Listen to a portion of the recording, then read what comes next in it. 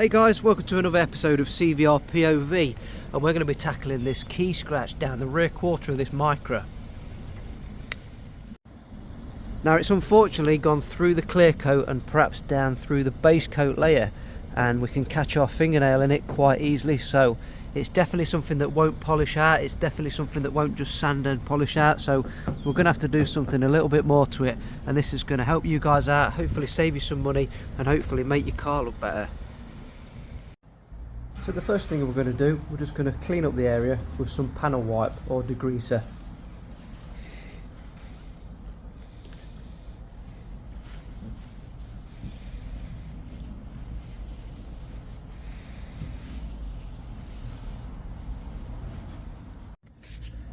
The next thing we're going to do is we're just going to get a bit of 2000 wet and dry paper, or you can use grey scotch, it'll do exactly the same thing, and we're just going to try and sand the paintwork down a little bit and just try and round off these corners a little bit, any jagged edges.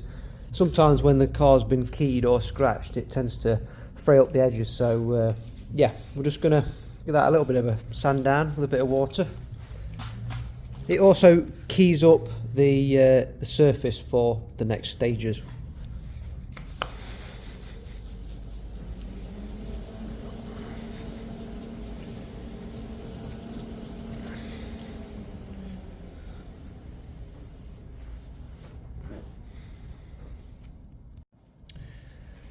So it's at this point we're just going to give it another panel wipe just to make sure there's no wet sanding residue left in the scratch.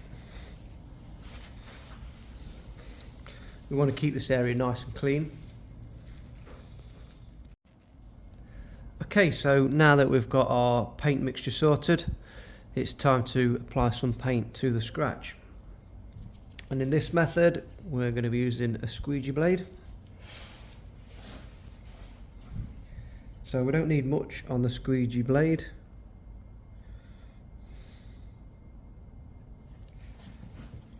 And we're just going to apply it into the scratch like so.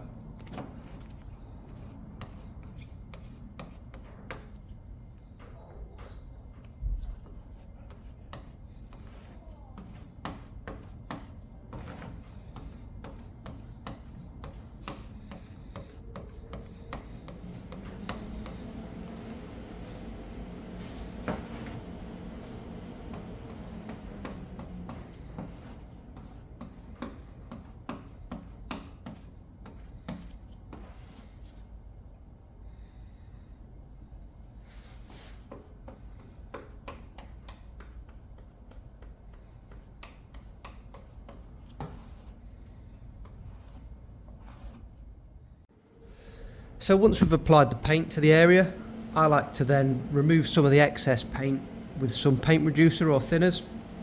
This one's a 50mm paint reducer from Paint Gear. We don't need much of it.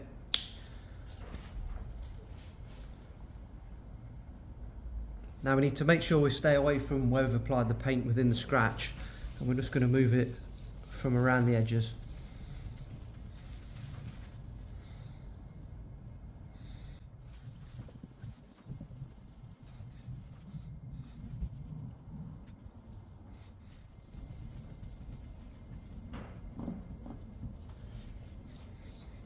That should do for that for now. So one way to help that dry is you can use a heat gun on that.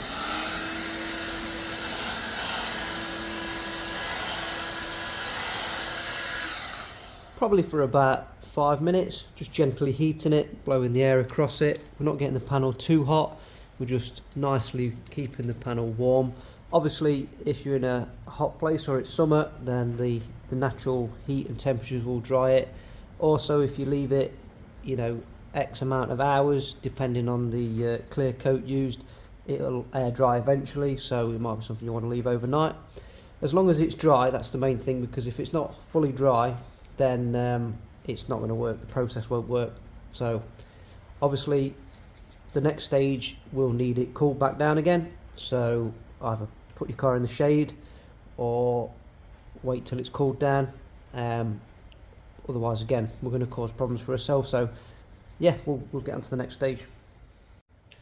So the next stage of the process is I've wrapped some 1500 paper around a block. Now you can use a piece of wood, whatever you've got to hand. If you've got a proper sanding block, that's fine. I just use one of these little rubber blocks from Paint Gear. Nice and flat on the panel, but a little bit of flex as well. As mentioned, it's 1500 paper, so we're going to now knock down the excess paint that we've applied to the scratch.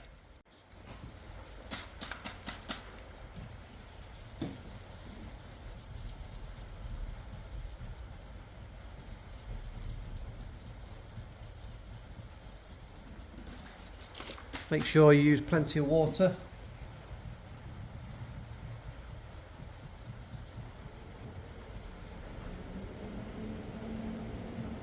Keep checking your progress as you go along.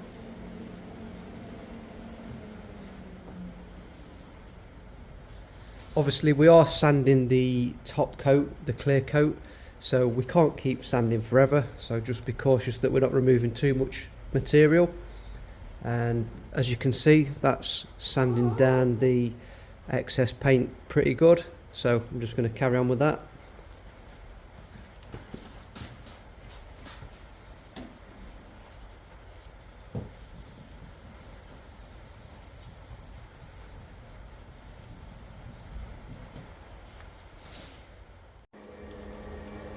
Once that's all been completed, the next stage is to add some of the lacquer, the clear coat, to the area so it goes on top of the base coat, because that's how it's sprayed on most modern cars. It's a base coat, which is your colour, metallic grey, and then on top you've got your lacquer clear coat. That's how most modern vehicles are painted these days. So we're going to replicate that process, and we're going to protect the area in the paint underneath, and we're going to apply some of the lacquer on top. So we're going to do exactly the same as what we did with the base coat, except we're now applying the lacquer on there, and just be a little bit careful because it's normally quite thin, so we don't want to be pouring it everywhere and splashing it all over the car, and just try and get it with one swipe rather than trying to keep rub it in, because it does go tacky very quickly.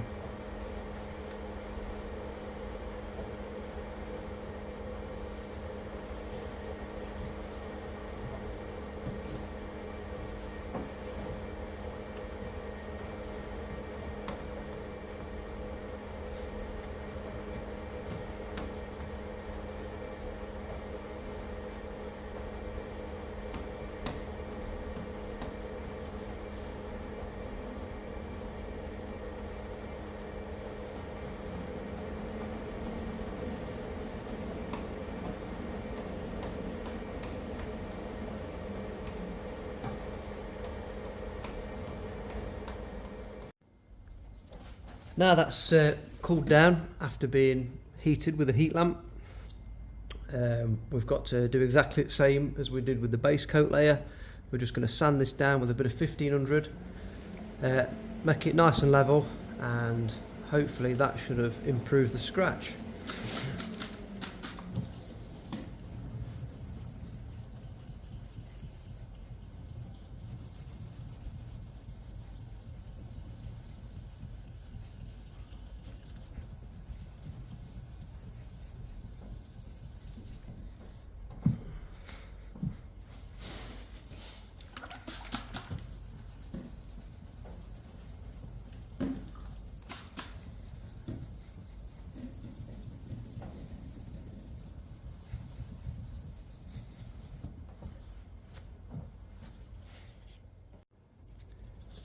So that was the 1500 wet sand stage. We're just sanding down the clear coat.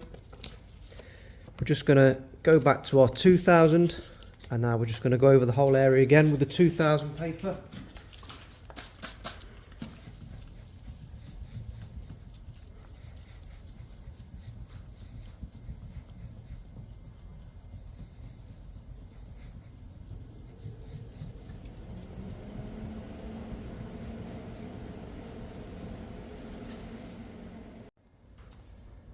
Next up, we're going to need to polish this back up, so we're going to use some cutting compound.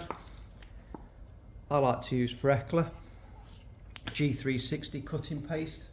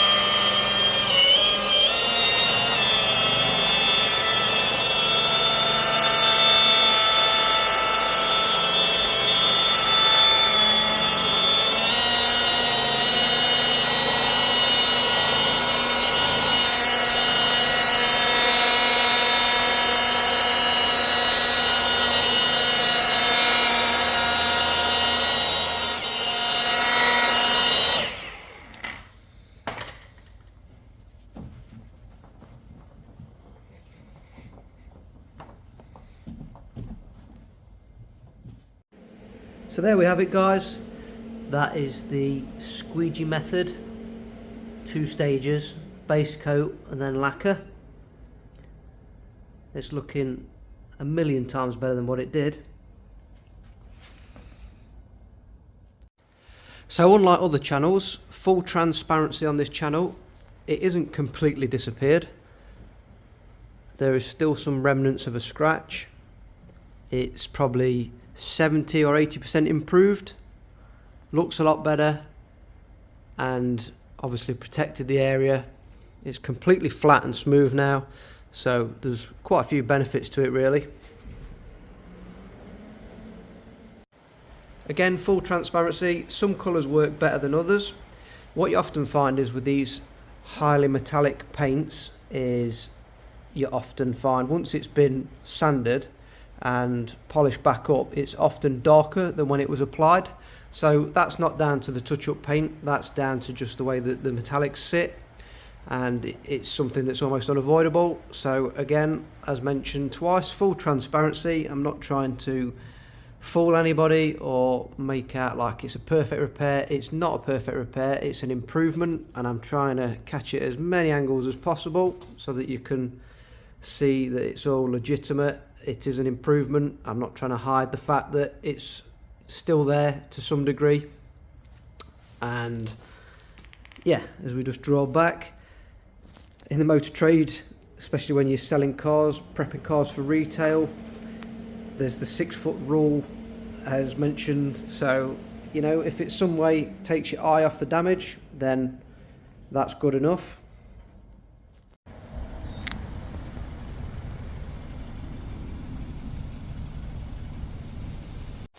It's a damn sight better than looking at a big key scratch, what we was left with before.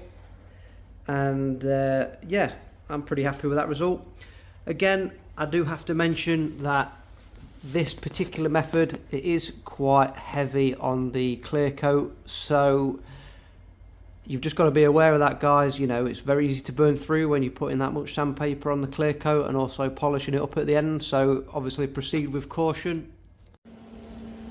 If you're going to be doing this kind of method, then you've kind of got to imagine that it's a last resort, and that, you know, bar actually respraying the panel and the cost of that, and with a metallic, the body shop or body repair guy, they'll be wanting to paint into, on this particular panel, because it was an edge-to-edge repair, they'll be wanting to paint in the door as well, so it'll be a second panel, possibly the rear bumper blending in, depending on the car, the colour, and also, you know, the body shop, whoever's doing it. It could be, I don't know, £1,000, £2,000 repair.